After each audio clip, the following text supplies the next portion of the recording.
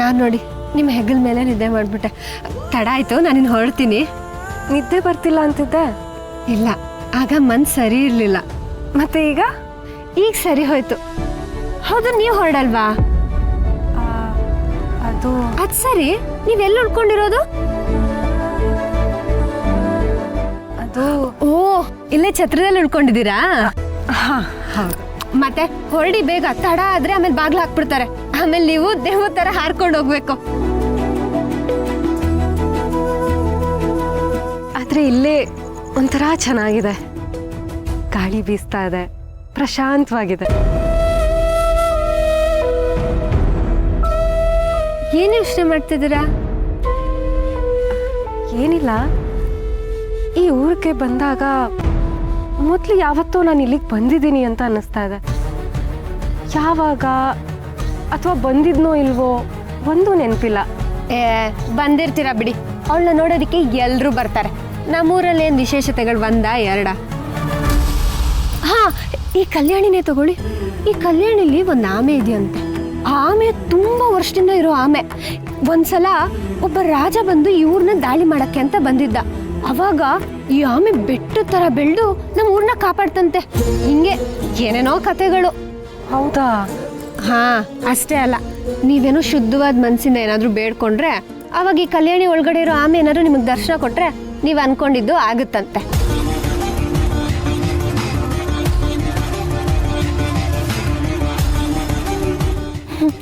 ನೋಡಿ, ನಿದ್ರಾ ದೇವತೆ ಕರೀತಾ ಇದ್ದಾಳೆ. ನಿಮ್ಮ ಜೊತೆ ಮಾತಾಡ್ತಿದ್ರೆ ಇಲ್ಲೇ ಬೆಳಗಾಗ್ಬಿಡುತ್ತೆ. ನಾನಿನ್ನು ಹೊರಡ್ತೀನಿ, ನೀವು ಬೇಗ ಹೋಗಿ.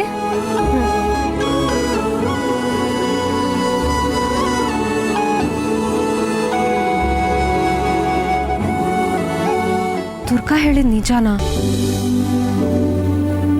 ಗೊತ್ತಿಲ್ಲ. ಅಕಸ್ಮಾತ್ ನಿಜಾನೇ ಆಗಿದ್ರೆ ನನ್ನ ಮಗುನ, ನನ್ನ ಗಂಡನ ಉಳಿಸ್ಕೊಳ್ಳೋ ದಾರಿ ತೋರಿಸು ತಾಯಿ. ವಿಷ್ಣುವಿನ ಮತ್ತೊಂದು ಅವತಾರ ನೀನು. ನನ್ನ ಕಣ್ಮುಂದೆ ಉತ್ತರಗಳಿಗಿಂತ ಜಾಸ್ತಿ ಪ್ರಶ್ನೆಗಳೇ ಇವೆ.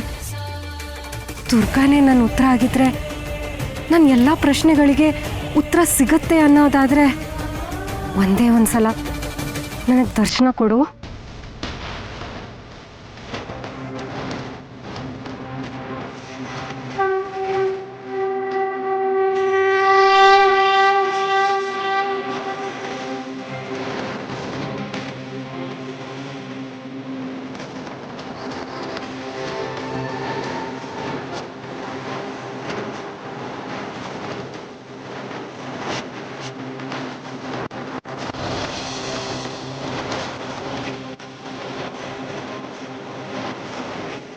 ಅಂದ್ರೆ ನನಗೆ ದಾರಿ ಕಾಣಿಸುತ್ತಾ?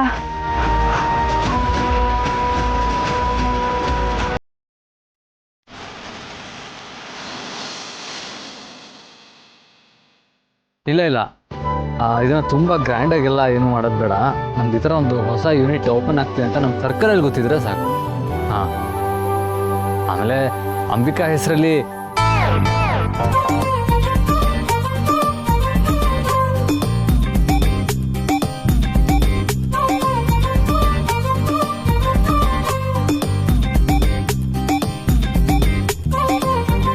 ಹಬ್ಬ ಜಗಳಗಂಟೆ ಎಲ್ಲೂ ಕಾಣಿಸ್ತಾ ಇಲ್ಲ.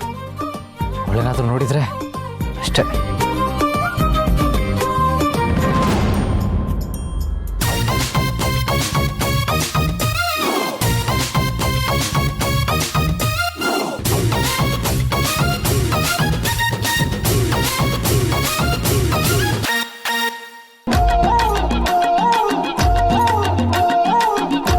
ಮುಗೀತು ಇನ್ನೊಂದು ಕತೆ.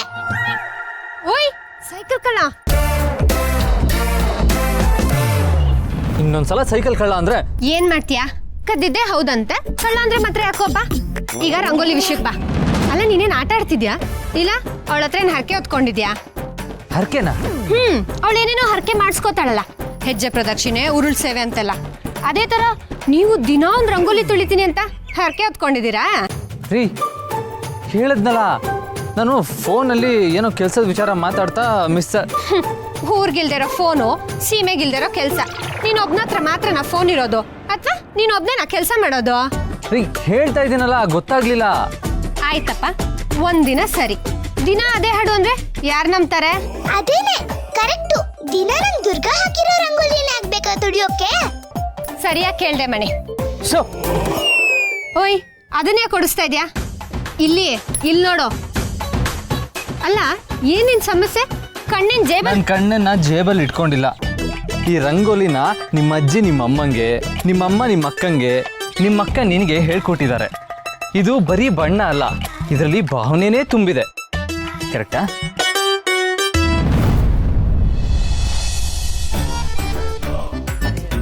ಕರ್ಮ, ಈ ಬಿಸಿಲಿಗೆ ಬಿಸಿ ಬಿಸಿಯಾಗಿ ಕಾಫಿ ಮಾಡ್ಕೋಬಾರ್ದಪ್ಪ. ಇನ್ಮೇಲೆ ತಣ್ಣಗೆ ಕಾಫಿ ಮಾಡ್ಕೊಂಡು ಕುಡಿಬೇಕು.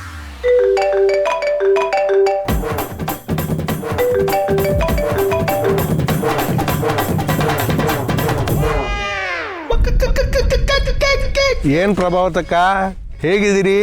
ಏನೋ ಅಮೃತೇಶ್ವರ ಗುರುಗಳ ಆಶೀರ್ವಾದ. ಚೆನ್ನಾಗಿದ್ದೀವಿ ಭಾಸ್ಕರಣ್ಣ. ಒಳ್ಳೇದು, ಚೆನ್ನಾಗಿರ್ಬೇಕು. ನಮ್ಮ ಪ್ರಭಾವತಕ್ಕ ಅಂದ್ರೆ ಚೆನ್ನಾಗಿರ್ಲೇಬೇಕು. ಆಗಾಗ ಆಶ್ರಮದಿಂದ ಲಕ್ಷ್ಮಮ್ಮನವರು ನಮ್ಮನೆ ಕಡೆ ಬಂದು ಎಡವಿ ಬೀಳ್ತಾ ಇದ್ರೆ ನಾವು ಚೆನ್ನಾಗೇ ಇರ್ತೀವಿ ಭಾಸ್ಕರಣ್ಣ. ಲಕ್ಷ್ಮಮ್ಮನೂ ಬರ್ತಾಳೆ, ಅವರಮ್ಮನೂ ಬರ್ತಾಳೆ. ಅದೇ ಹೇಳಿದ ಕೆಲಸ ಆಗಬೇಕು ಅಷ್ಟೇ. ಒಪ್ಸಿ ಆಯ್ತಲ್ಲ. ಹೌದೇ? ಮತ್ತೆ ನಾನು ಪ್ರಭಾವತಿ ಬಿಡ್ತೀನಾ? ಅಲ್ಲ, ಅದು ಉತ್ಸವದ ಹೊತ್ತಿಗೂ ಹೀಗೆ ಮಾತು ಕೊಟ್ಟಿದ್ರಿ, ಅದು ಟುಸ್ ಆಯ್ತಲ್ಲ, ಹಾಗಾಗಬಾರದು ಅಂತ. ಅಯ್ಯೋ ಭಾಸ್ಕರಣ್ಣ, ಖಂಡಿತವಾಗ್ಲೂ ಹಾಗಾಗಲ್ಲ. ಚರಣ ಸೇವೆಯಲ್ಲಿ ನೃತ್ಯ ಮಾಡೇ ಮಾಡ್ತೀನಿ ಅಂತ ನಮ್ಮ ದುರ್ಗಾ ಒಪ್ಪಿಗೆ ಕೊಟ್ಟಿದ್ದಾಳೆ. ಅರೆ, ಎಂಥ ಒಳ್ಳೆ ಸುದ್ದಿ ಬೆಳಿಗ್ಗೆ ಕೊಟ್ರಿ ಪ್ರಭಕ್ಕ. ನಾಳೆ ಬೆಳಿಗ್ಗೆನೆ ಚರಣ ಸೇವೆ ನೃತ್ಯ ಇರೋದು. ಅವಳಿಲ್ಲಿಗೆ ಬರ್ತಿದ್ದ ಹಾಗೇನೆ ಲಕ್ಷ್ಮಮ್ಮನ್ನ ನಿಮ್ಮ ಮನೆಗೆ ಕಳಿಸ್ಕೊಟ್ಬಿಡ್ತೀವಿ. ಮೊನ್ನೆ ಕೊಟ್ಟಿದ್ದು ಸ್ಯಾಂಪಲ್ ಅಷ್ಟೇ. ಕಂತೆ ಕಂತೆ ದುಡ್ಡು ನಿಮಗೋಸ್ಕರ ಇಲ್ಲಿ ಕಾಯ್ತಾ ಕೂತಿದೆ ಪ್ರಭಕ್ಕ. ನೀವೇನು ಚಿಂತೆ ಮಾಡಬೇಡಿ ಭಾಸ್ಕರಣ್ಣ, ನಾಳೆ ಅವಳಲ್ಲಿಗೆ ಬಂದೇ ಬರ್ತಾಳೆ, ನೃತ್ಯ ಮಾಡೇ ಮಾಡ್ತಾಳೆ. ಇದು ನಮ್ಮ ಪ್ರಭಾವತಕ್ಕ ಅಂತಂದ್ರೆ ಒಳ್ಳೇದು. ಹಾಗಾದ್ರೆ ನಾಳೆ ಸಿಗೋಣ, ಇಡ್ಲಾ? ಸರಿ ಭಾಸ್ಕರಣ್ಣ, ಏನೋ ಒಳ್ಳೇದಾಗತ್ತೆ ಅಂದ್ರಿ, ಆಗ್ಬೇಕಷ್ಟೇ, ಇನ್ನೂ ಆಗಿಲ್ಲ. ಹೇಳದ್ನಲ್ಲ ಪ್ರಭಾವತಕ್ಕ, ಇನ್ನು ಮುಂದೆ ನಿಮಗೆ ಎಲ್ಲ ಒಳ್ಳೇದೇ ಆಗುತ್ತೆ. ಇಡ್ಲಾ? ಹಾ,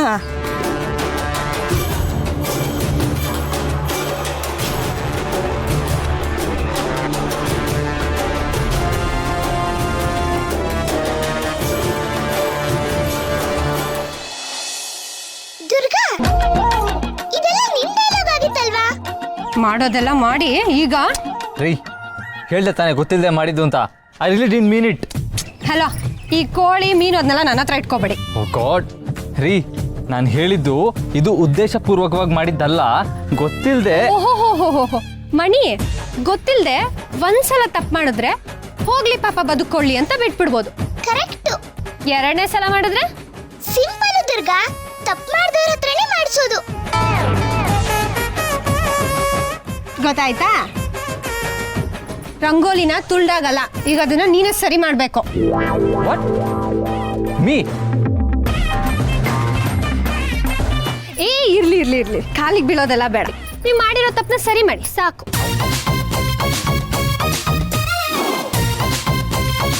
ಬಗ್ಗಿದ್ದು ಫೋನ್ ಎತ್ಕೊಳಕ್ಕೆ ದುರ್ಗಾ. ನೋಡ್ ಮಣಿ, ನಾನು ಇಲ್ಲಿ ಮಾತಾಡ್ತಿದ್ರೆ ಇವನ್ಗೆ ಫೋನ್ ಚಿಂತೆ. ಸರಿ, ಇವಾಗ ರಂಗೋಲಿ ಸರಿ ಮಾಡು. ನಾನಾ? ನೀನೆ. ಬೇರೆಯವ್ರು ಹಾಕಿರೋ ರಂಗೋಲಿನ ತುಳಿಯೋದು ಸುಲಭ, ಆದ್ರೆ ನಾವೇ ಹಾಕ್ದಾಗ ಅದನ್ನ ಕಾಪಾಡೋದು ಹೇಗೆ ಅಂತ ಗೊತ್ತಾಗುತ್ತೆ ಅಲ್ವಾ ಮಣಿ? ಮಾತಂದ್ರೆ ಮಾತು. ತಗೋ. ಒಳ್ಳೆ ಕೈಯಳಿ ಸವಾಸ ಆಗೋಯ್ತು. ಜಗಳ ಗಂಟಿ. ಏನಂದೆ?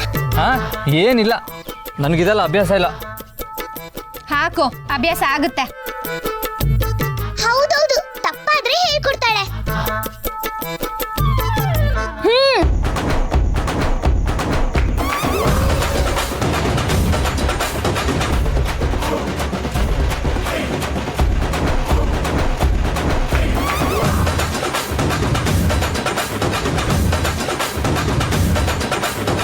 ಓಯ್, ರಂಗೋಲಿ ಹಾಕೊಂಡ್ರೆ ಏನ್ ಮಾಡ್ತಾ ಇದ್ಯಾ? ಸೈಕಲ್ ಕಳ್ಳ. ಏಯ್ ಸೈಕಲ್ ಕಾಳ ಅಂದರೆ ನೀವು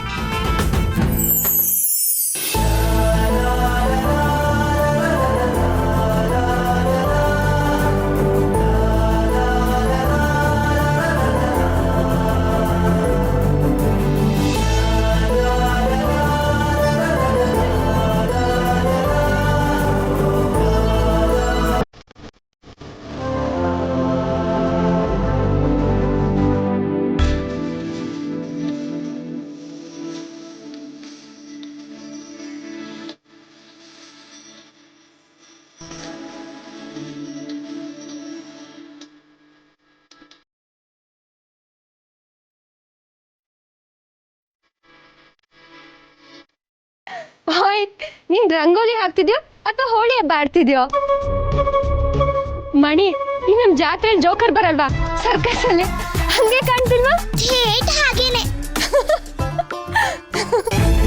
ನನ್ನ ಮಗಳು ನಗ್ತಾಳೆ ಅಂದರೆ ನಾನು ಖುಷಿಯಿಂದ ಜೋಕರ್ ಬೇಕಾದರೂ ಆಗ್ತೀನಿ. ಯಪ್ಪ ಹೋಗಿ.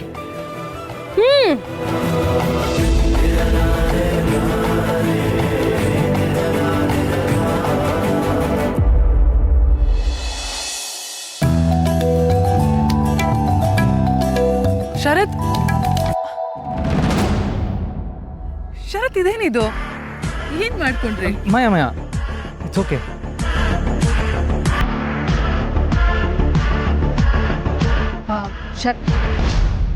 ನೀನು ಇಲ್ಲಿದ್ಯಾ? ನಿನ್ನನ್ನೇ ಹುಡುಕ್ತಾ ಇದ್ದೆ. ಇದೇನಪ್ಪ ಶರತ್, ಮುಖ ಎಲ್ಲ ಬಣ್ಣ ಆಗಿದೆ, ಏನಾಯ್ತು? ಅಮ್ಮ ಅದು ಹಿತಾ ಖುಷಿ ಪಡಲಿ ಅಂತ. ಒಳ್ಳೆ ಹುಡುಗ, ಮಗಳು ಅಂದರೆ ಪ್ರಾಣ ಬಿಡ್ತೀಯ. ನಿನ್ನ ಮಗಳು ಖುಷಿಯಾಗಿರಲಿ ಅಂತಲೇ ಶರತ್ ನಾವಿಲ್ಲಿಗೆ ಬಂದಿರೋದು. ನಾನು ಅಂದ್ಕೊಂಡಾಗೆ ಪೂಜೆ ಎಲ್ಲ ನಡೆದ್ರೆ ನಾವು ದುರ್ಗಾಪುರಕ್ಕೆ ಬಂದ ಕೆಲಸನೂ ಆಗತ್ತೆ. ಹಾಗೆ ನಮ್ಮ ಹಿತಾಗೆ ಮಾಯನ್ ರೂಪದಲ್ಲಿ ಅಮ್ಮನೂ ಸಿಗ್ತಾಳೆ.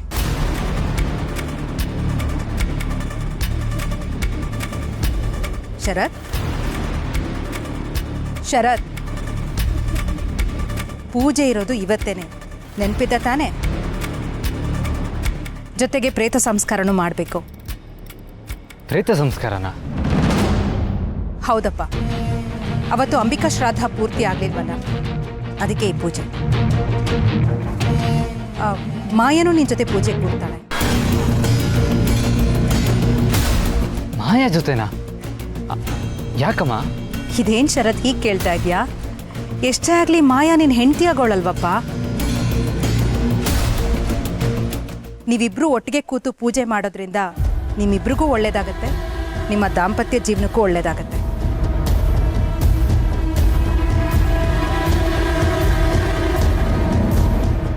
ಮಾಯಾ, ನನ್ನ ಅಮ್ಮನ ಜೊತೆ ಸ್ವಲ್ಪ ಪರ್ಸ್ನಲ್ ಆಗಿ ಮಾತಾಡಬೇಕು. If you don't mind.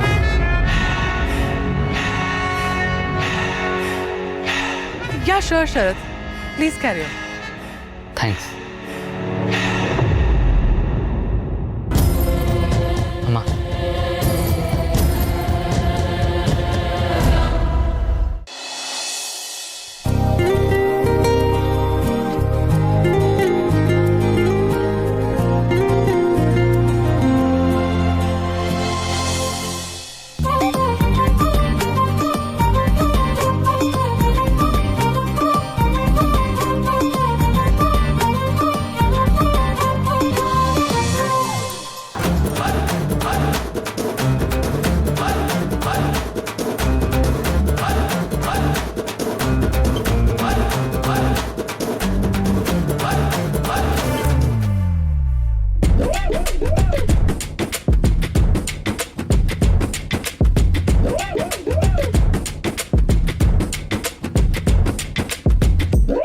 ನಾನ್ ಲಡ್ಡು ಕದ್ದಿತ್ತು ನೀನ್ ನೋಡಿರ ಅಲ್ವಾ? ಬೇಕಾದ್ರೆ ನಿನ್ಗೆ ಒಂದ್ ಲಡ್ಡು ಕೊಡ್ತೀನಿ, ಯಾರಿಗೂ ಹೇಳ್ಬೇಡ. ಇನ್ನೊಂದ್ ಲಡ್ಡು ಕೊಡ್ತೀನಿ, ಹೇಳ್ಬೇಡ. ನೀನ್ ನನ್ ಜೊತೆ ಆಟ ಆಡಕ್ ಬರ್ತೀಯಾ ಅಂದ್ರೆ ಇನ್ನೊಂದ್ ಕೊಡ್ತೀನಿ, ಬಾ.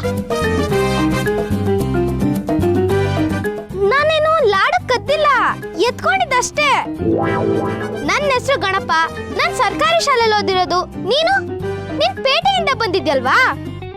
ನಿನ್ ಪಬ್ಜಿ ಆಡಕ್ ಬರುತ್ತಲ್ವಾ? ನನ್ಗೆ ಹೇಳ್ತೀಯಾ ಹೆಂಗ್ ಆಡ್ಕೊಳ್ಳೋದು ಅಂತ? ಅದ್ ಸರಿ, ನಿನ್ ಹೆಸರೇನು? ಓ, ನಿನ್ ಮಾತ್ ಬರಲ್ವಾ? ಚೂರು ಪಬ್ಜಿ ಆಡಕ್ಕೂ ಬರೋಣ, ಏನು ಮಾಡಕ್ ಬರೋಣ. ಲಡ್ಡು ಕೊಟ್ಟಿದ್ದೆಲ್ಲ ವೇಸ್ಟ್ ಆಯ್ತು.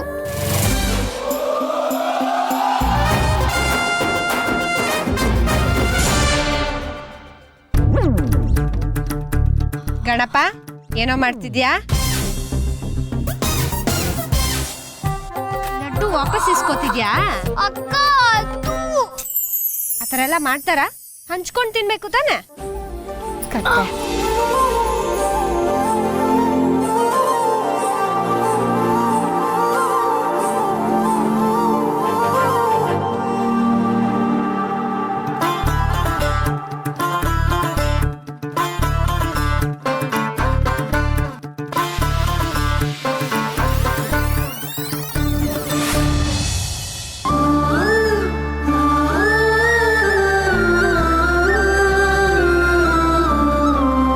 ಹೇಳಪ್ಪ ಶರತ್, ಏನು ವಿಷಯ? ಅಮ್ಮ ಏನಮ್ಮ ಈ ಪ್ರೇತ ಸಂಸ್ಕಾರ ಅಂತೆಲ್ಲ ಅದನ್ನು ಕೇಳೋದಕ್ಕೆ ಎಷ್ಟು ವಿಯರ್ಡ್ ಅನ್ನಿಸ್ತಾ ಇದೆ ಗೊತ್ತಾ? ನನ್ನ ಅಂಬಿಕನ ನಾನು ಆ ರೀತಿ ಯೋಚನೆ ಮಾಡೋದಕ್ಕೂ ಸಾಧ್ಯ ಇಲ್ಲ. ಇಲ್ಲಮ್ಮ, ನಾನು ಈ ಪೂಜೆ ಮಾಡಲ್ಲ. ಈಗ ಹಠ ಮಾಡಿದ್ರೆ ಹೇಗೆ ಶರತ್? ನಮ್ಮ ಅಂಬಿಕಾ ಮುತ್ತೈದೆ ಆಗಿ ಹೋಗಿತ್ತು. ಅದು ಅಲ್ಲದೆ ಅವಳದು ದುರ್ಮರಣಕ್ಕೆ ಈಡಾಗಿ ಸತ್ತಿರೋ ಅಂಬಿಕಾ ಶ್ರಾದ್ದನೂ ನಾವು ಪೂರ್ಣ ಮಾಡಿಲ್ಲ. ಹೀಗಿದ್ದಾಗ ಯಾವುದಾದ್ರೂ ನದಿ ಸಂಗಮದ ಜಾಗಕ್ಕೆ ಬಂದು ನಾವು ಸಂಸ್ಕಾರ ಮಾಡಬೇಕಾಗತ್ತಪ್ಪ. ಅಲ್ಲಮ್ಮ, ಮಾಯ ಜೊತೆ ಪೂಜೆ ಕೂರೋದು ಅಂತಂದ್ರೆ? ಎನಿವೇಸ್, ಅವಳೇ ತಾನೇ ನಮ್ಮ ಮನೆ ಸೊಸೆ ಆಗೋಳು. ಅಮ್ಮ ನೀವೇನೋ ಅವತ್ತು ಎಲ್ರ ಮುಂದೆ ನಮ್ಮಿಬ್ರು ಮದುವೆ ಅಂತ ಅನೌನ್ಸ್ ಮಾಡಿದ್ರಿ. ಆದರೆ ನಾನಿನ್ನೂ ಅದ್ರ ಬಗ್ಗೆ ಡಿಸೈಡ್ ಮಾಡಿಲ್ಲ ಅಮ್ಮ. ಈತ ಒಪ್ಪಿದ್ರೇ ಈ ಮದುವೆ.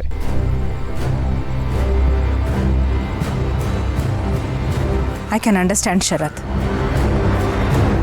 ಬಟ್ ನಿನ್ನ ಮಾಯನೇ ಯಾಕೆ ಮದುವೆ ಆಗಬೇಕು ಅಂತ ನಿನಗೂ ಗೊತ್ತಲ್ವಪ್ಪ? ಅಮ್ಮ ಬಟ್ ಸ್ಟಿಲ್ ಅಮ್ಮ, ಮದುವೆ ಆದ್ಮೇಲಾದ್ರೆ ಈ ರೀತಿ ಒಟ್ಟಿಗೆ ಕೂತ್ಕೊಂಡು ಪೂಜೆ ಮಾಡೋದ್ರಲ್ಲಿ ಅರ್ಥ ಇದೆ. ಆದರೆ ಈಗಲೇ ಕಮಾನ್ ಶರತ್, ನೀನು ಯಾವ ಕಾಲದಲ್ಲಿ ಇದೆಯಪ್ಪ? ಮಾಯಾ ನಮಗೆ ಗೊತ್ತಿರೋ ಹುಡುಗಿ, ಒಳ್ಳೆ ಹುಡುಗಿನು. ಫಾರ್ಚುನೇಟ್ಲಿ ನಮ್ಮ ಹಿತ ಮಾಯಿನ ಮಾತು ಕೇಳ್ತಿದ್ದಾಳೆ. ನಿಮ್ಮ ಮದುವೆ ಆದಮೇಲೆ ಖಂಡಿತವಾಗ್ಲೂ ಹಿತ ಮಾಯಿನ ಒಪ್ಕೋತಾಳೆ. ಈಗ ನೀವಿಬ್ರು ಒಟ್ಟಿಗೆ ಕೂತು ಪೂಜೆ ಮಾಡೋದ್ರಿಂದ ನಿಮ್ಮ ನಡುವಿನ ಬಂಧನೂ ಗಟ್ಟಿಯಾಗುತ್ತೆ. ನಿನ್ನ ಮನಸ್ಸು ಬದಲಾಗ್ಬೋದಲ್ವಪ್ಪ?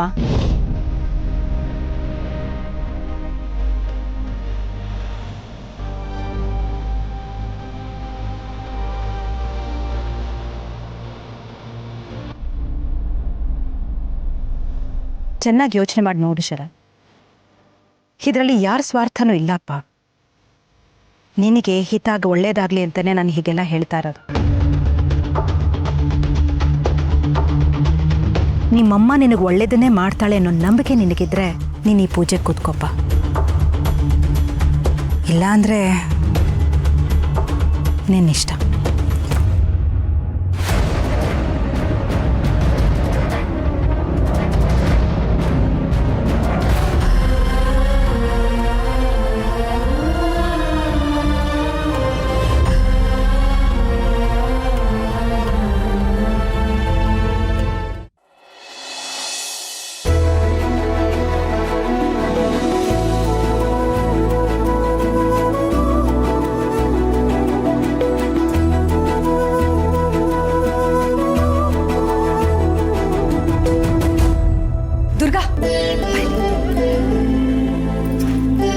ಅಲ್ಲಿ ಲೈಟ್ ಗ್ರೀನ್ ಕುರ್ತಾ ಹಾಕಿ ಒಬ್ರು ಕೂತಿದಾರಲ್ಲ, ಅವ್ರಿಗೊಂದು ಸ್ವಲ್ಪ ಕೋಸಂಬರಿ ಬಡಿಸ್ಬಿಟ್ಟು ಬರ್ತೀಯಾ? ಅವ್ರಿಗೆ ತುಂಬ ಇಷ್ಟ. ಅರೆ, ಅವನು ಕೋಸಂಬರಿ ಇಷ್ಟ ಅಂತ ನಿಮ್ಗೆ ಹೇಗ್ರಿ ಗೊತ್ತು? ಅದು ಅವರು ನೋಡೋದಕ್ಕೆ ಸ್ಲಿಮ್ ಆ್ಯಂಡ್ ಟ್ರಿಮ್ ಇದ್ದಾರಲ್ಲ, ಅವ್ರು ಕೋಸಂಬರಿ ತಿಂದು ಅಷ್ಟೊಂದು ಸ್ಲಿಮ್ ಆ್ಯಂಡ್ ಫಿಟ್ ಆಗಿದ್ದಾರೆ. ಚೆನ್ನಾಗಿ ಹೇಳಿದ್ರಿ. ಆ ಸೈಕಲ್ ಕಲ್ಲಂಗೆ ಕೋಸಂಬರಿ ಬೇರೆ. ಒಂದು ಕೆಲಸ ಮಾಡ್ತೀನಿ, ಈ ಮೆಣಸಿನ್ಕಾಯಿನ ಚೆನ್ನಾಗಿ ಹೆಚ್ಚಾಕಿ ಹೋಗಿ ಬಡಿಸ್ತೀನಿ. ಬೇಡ ಬೇಡ ಬೇಡ, ಹಸಿಮೆಣಸಿನ್ಕಾಯಿ ತಿಂದ್ರೆ ಅವ್ರಿಗೆ ಬಿಕ್ಕಳಿಕೆ ಬರುತ್ತೆ. ಪಾಪ. ಬಿಕ್ಕಳ್ಕೆನಾ? ನಿಮಗೆ ಗೊತ್ತದು? ಅದು ಅಲ್ಲ, ನಾನು ಹಸಿಮೆಣಸಿನ್ಕಾಯಿ ತಿಂದ್ರೆ ನನಗೆ ಬಿಕ್ಕಳಿಕೆ ಬರುತ್ತೆ, ಅದಕ್ಕೆ ಹೇಳ್ದೆ. ನೀವು ಒಳ್ಳೆಯವ್ರಿ, ಅದಕ್ಕೆ ನೀವು ಹಸಿಮೆಣಸಿನ್ಕಾಯಿ ತಿಂದಾಗ ನಿಮಗೆ ಬಿಕ್ಕಳಿಕೆ ಬರುತ್ತೆ. ಅವನ ಮುಖ ನೋಡಿ, ಅವ್ನು ಒಳ್ಳೆಯ ಥರ ಕಾಣ್ತಾನ? ಸೈಕಲ್ ಕಳ್ಳ. ಅವ್ನು ಈ ಹಸಿಮೆಣಸಿನ್ಕಾಯಿ ತಿಂದ್ರೆ ಅವನಿಗೆ ಬಿಕ್ಕಳಿಕೆ ಬರಲ್ಲ, ಈ ಹಸಿಮೆಣಸಿನ್ಕಾಯಿಗೆ ಬಿಕ್ಕಳಿಕೆ ಬಂದ್ಬಿಡುತ್ತೆ. ಸರಿ ಬಿಡಿ, ಇದನ್ನೇ ಹೋಗಿ ಬಡಿಸ್ತೀನಿ.